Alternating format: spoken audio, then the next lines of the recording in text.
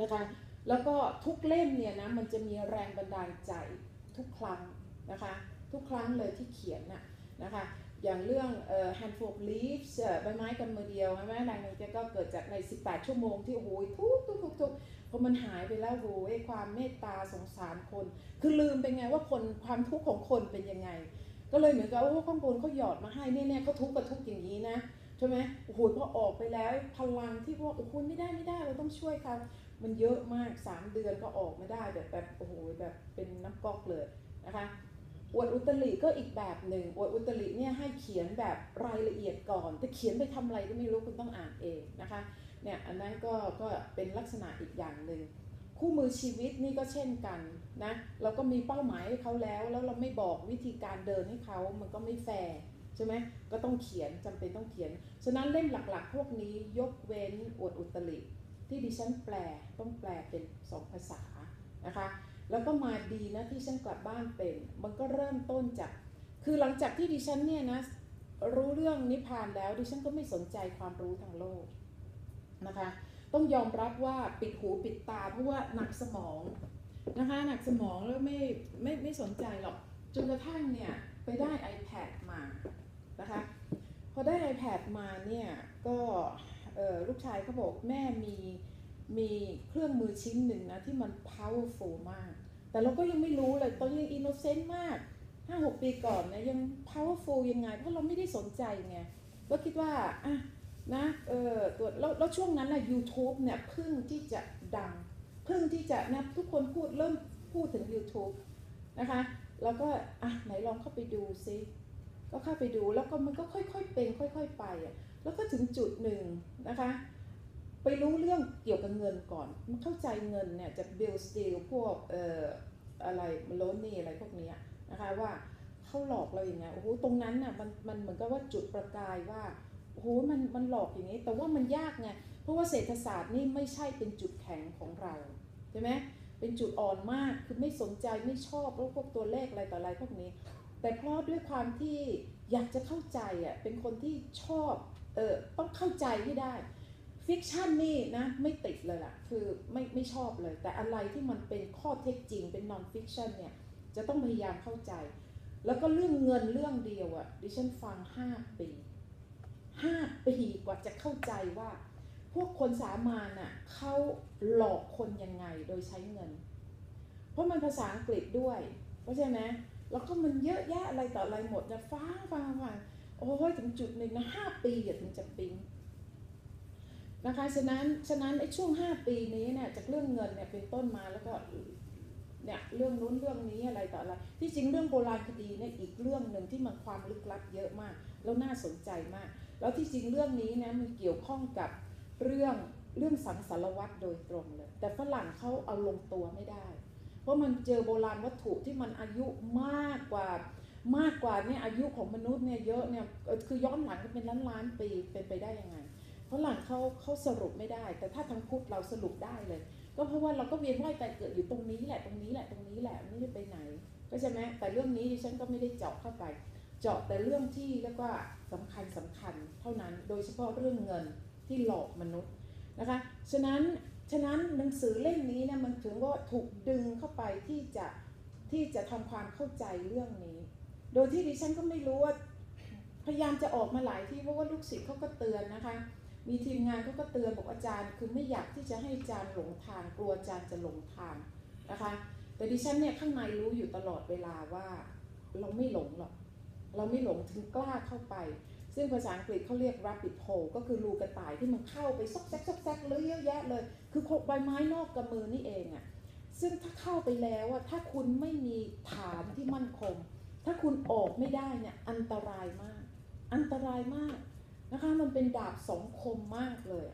นะคะแต่เพราะดิฉันเนี่ยกลับบ้านเป็นก็เลยเข้าไปถึงเข้าไปเนี่ยนะจับอะไรแต่อะไรมาเยอะแยะแต่ความรู้มันเยอะมากเลยแล้วการเขียนนี่นะถ้าข้างในของคุณไม่มีภาพชัดเจนนะมันไม่มีทางเลยคุณจะจัดระบบไงเหมือนกับเอาเมฆเนี่ยนะมาวางเรียงกันแล้วก็พยายามที่อยากให้มันเคลื่อนแต่เดี๋ยวมันเคลื่อนละเพราะความคิดก็คือเมฆมันเคลื่อนตลอดเวลาเลยฉะนั้นแต่ละเล่มเนี่ยนะคุณจะต้องมีภาพชัดเจนก่อนว่า คุณต้องการสื่ออะไรคุณต้องการช่วยอะไรคนจากหนังสือเล่มนี้ต้องการช่วยอะไรคนตรงนี้ต้องชัดแจ๋วแจ๋วแจ๋วแจ๋วเลยเข้าใจไหมฉะนั้นจุดนี้เนี่ยดิฉันก็เลยตั้งเป้าที่จริงเนี่ยเล่มนี้ดิฉันเริ่มเขียนตั้ง3 ครั้งแต่ต้องทิ้งไปเพราะเขียนถึงเนี่ยบางทีบทที่5บทที่6มันไปต่อไม่ได้มันตันก็ต้องทิ้งหมดเริ่มใหม่นะเขียนไปอีกแล้วก็ตันอีกเริ่มใหม่กว่าจะได้ตรงนี้บอกคุณได้ครั้งเดียวว่าไม่ใช่ง่ายแล้วการฟังตรงนี้ฟังภาษาอังกฤษฟังไม่รู้เรื่องฟังแล้วฟังอีกคุณถ้ารวมกันแล้วต้องไม่ต่ำกว่า1,000 ชั่วโมงกว่า1,000 ชั่วโมงฟังบางทีฟังทั้งคืนเลยที่จะพยายามเข้าใจให้ได้เพราะถ้าดิฉันเนี่ยเข้าใจไม่ได้ข้างในถ้าเข้าไม่ถึงใจแล้วเราจะพูดด้วยภาษาของตัวเองไม่ได้เราจะทำได้แค่เรียกว่าดึงออกมาคนนั้นพูดอย่างนี้คนนี้พูดอย่างนั้นใช่ไหมแล้วเราไม่มีลักษณะของตัวเองซึ่งหนังสือของดิฉันไม่ใช่เช่นนั้นดิฉันจะต้องเขียนจากความเข้าใจของตัวเองเขียนจากความเข้าใจของตัวเองนะคะฉะนั้นเล่มนี้เนี่ยเป็นความวิริยะอุตสาหะมากไม่น้อยเพื่อที่จะพูดแทนคนประมาณ 4,000 ล้านคนทั้งโลกนะคะที่เขาไม่มีโอกาสได้พูดก็เรื่องเงินตัวเดียวนะคะแล้วก็อยากที่จะเปิดหูเปิดตาคนไทยแล้วพอมาเข้ามาเรื่องนี้ดิฉันถึงรู้ว่าโอ้ยดิฉันเนี่ยพูดอะไรที่ผิดไปเยอะโดยเฉพาะเรื่องการเมืองเข้าใจไหมเนี่ยเรื่อง9/11นะเรื่องสงครามอิรักเรื่องซัดดัมเนี่ยดิฉันพูดผิดฉะนั้นดิฉันถึงตระหนักไงถ้าคุณเนี่ยนะมาสอนแต่เรื่องธรรมอย่างเดียวนะโดยไม่เปิดตาให้กับโลกมั่งไม่เท่าทันโลกคุณก็ถูกใช้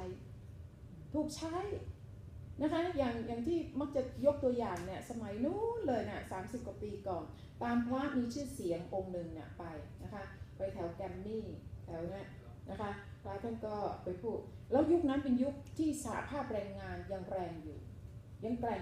เพราะฉะนั้นมีเรื่องการสไตรค์อะไรต่ออะไรนะแล้วพระท่านไปพูดบอกว่าโอ้ยเนี่ยนะถ้าให้หลวงพ่อเนี่ยนะมาเทศรับรองเลยจะไม่มีเรื่องการประท้วงอะไรกันนะคะโอ้ยฉันตอนนั้นรู้มั่งไม่รู้มั่งแต่รู้ว่าเสียวสันหลังวาบเลยมันไม่ใช่สาเหตุที่เขาประท้วงกันนะเพราะว่าพวกคนที่อยู่ข้างล่างมันถูกเอาเปรียบ